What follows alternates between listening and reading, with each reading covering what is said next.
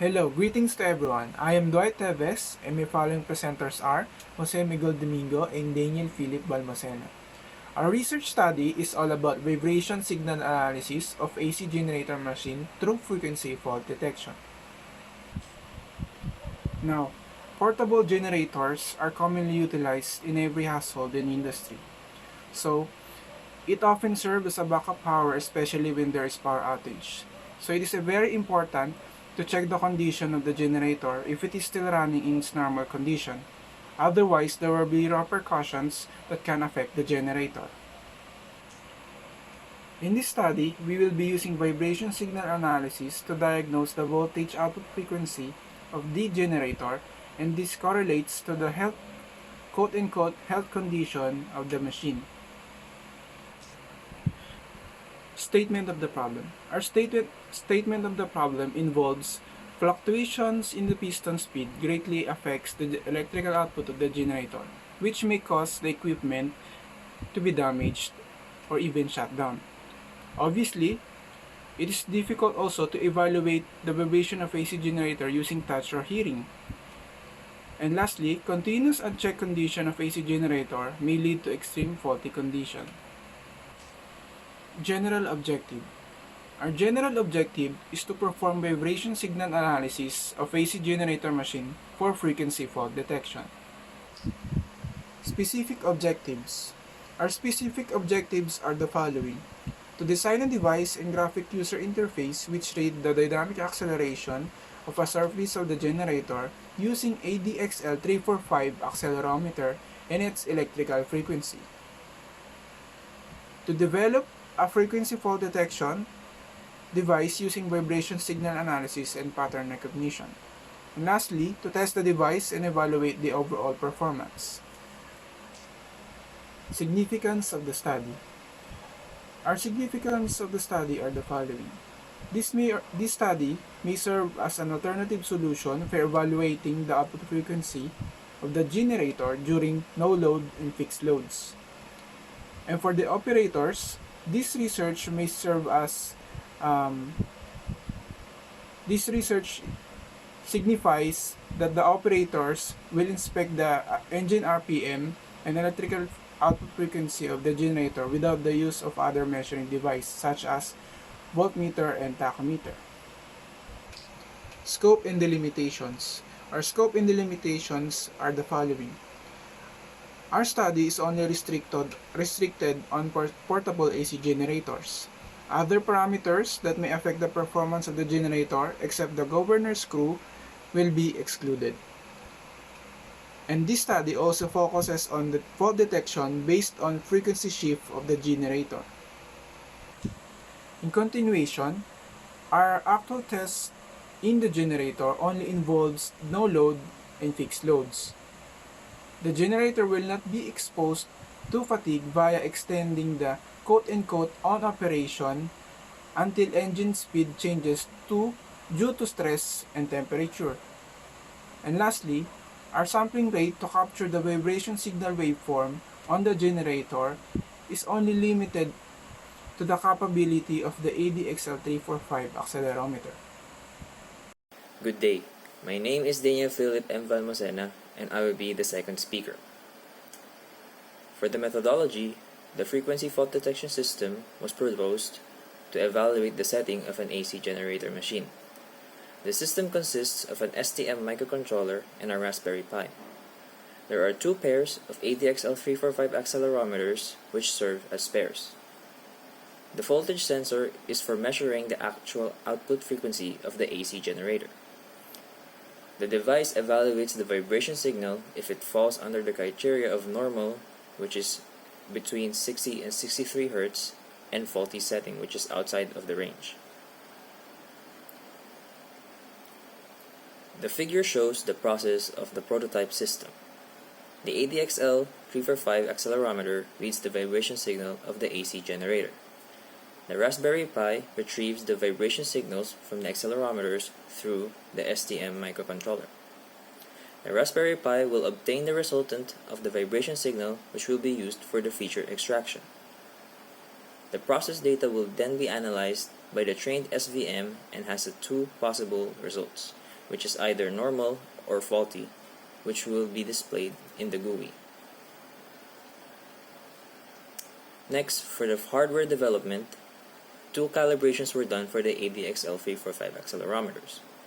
The first is the offset calibration, wherein the accelerometer is placed stationary in a flat surface to determine the sensor output for each axis when it is aligned with the axis of gravitational pull. The values after calibration are used to compensate the offsets of the data acquired by the accelerometer.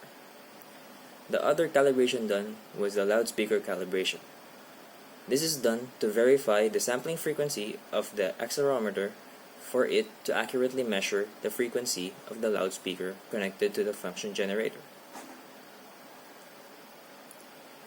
The voltage sensor is used to compare the actual measured output frequency of the AC generator to the measured output frequency of the prototype. The calibration done for the voltage sensor is by adjusting the trimming potentiometer so that it has the same voltage reading from a power source. For verification, 11 samples were done from the AC generator. The average error computed in the 11 trials for the voltage sensor was 0.28%. Next, for the software development, a graphical user interface or GUI was done for the prototype. The get data buttons are all used for the data gathering of vibration signals for the machine learning, while the auto mode buttons are for the actual use of the prototype. The amplitude waveform in the time domain of the vibration signal is shown, as well as the computed output frequency of the AC generator in the frequency domain. The GUI will also show the actual output frequency of the AC generator measured by the voltage sensor. For the data gathering, acquisition of vibration data of the AC generator is done by the ADXL345 accelerometer. All vibration data gathered will then be separated into two categories: normal frequency range, which is between 60 and 63 Hz, and faulty frequency range, which is outside of the 60 and 63 Hz range. These vibration data sets will then be used for training and validation of the support vector machine. These are the samples for the data gathering of the resultant waveform vibration. An example, for the normal frequency setting in the no-load condition, the generator had an actual output frequency between 62 and 63 Hz, and the measured output frequency from the vibration data was at 62.617 Hz. For the faulty frequency setting in no-load condition, the generator had an actual output frequency between 64 and 65 Hz, and had a measured output frequency from the vibration data was at 64.287 Hz. After the data gathering of the normal and faulty vibration signals, these datasets will be used for the frequency fault detection algorithm. The CSV files of the resultant will be converted into WAV file for feature extraction using pulse-coded modulation. Pi-audio analysis library is used for the feature extraction of the vibration data, which will then be used to train the support vector machine. The features used in the Pi-audio analysis library is shown in the table. I am the third speaker. My name is Jose Miguel D. Domingo. This figure is the result of the feature extraction of a normal no-load condition vibration signal. The row is the time interval and the column is the extracted feature. This figure is the continuation of previous slide of the feature extracted from the vibration signal. After running simulation of training and validation through random sub-hold cross-validation from 607 vibration datasets, among of the cost parameters, the optimum cost parameter for the SBM model would be 0.01, which has the F1 of 90.6% and accuracy of 90.7%. The trained SBM model of 0.01 cost parameter would be used by the frequency fault detection system as a pattern recognition. The figure located on the left side of the slide depicts the outcome of the auto mode button for a normal frequency range condition of AC generator. The time domain and frequency domain of the acquired resultant vibration signal is displayed on the GUI. The pop-up notification screen is the predicted class of the vibration signal from the trained SBM model, which is normal, while the AC frequency measurement is the actual class of the vibration signal. For this case, it is also normal because it is 62.62 Hz. On the right side of the slide is the outcome result of the faulty frequency range condition of AC generator. The pop-up notification screen indicates it is faulty, and checking through the AC frequency measurement, which read a 58.58 Hz, that falls under the faulty category. Confusion matrix is implemented to evaluate the performance of the frequency fault detection system. The table is a tabulated confusion matrix summary of 120 trials. We performed 30 trials of testing on each accelerometer. Out of 30 trials, there's 10 trials for no load condition, 200 watt load, and 400 watt load. The 5 measurements of the confusion matrix are sensitivity of 95%, misclassification rate of 6.67%, specificity of 91.67%, precision of 91.94%, and accuracy of 93.33%. Conclusion: the researchers observed that the spectrum of peak envelope of the vibration waveform during changing the RPM of the AC generator was correlated with the output electrical frequency.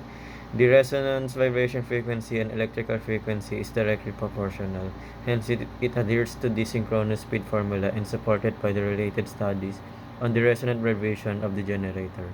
In conclusion, the researchers have designed a prototype that can determine which operating frequency range of a generator is running at through frequency fault detection system via vibration signal analysis and pattern recognition.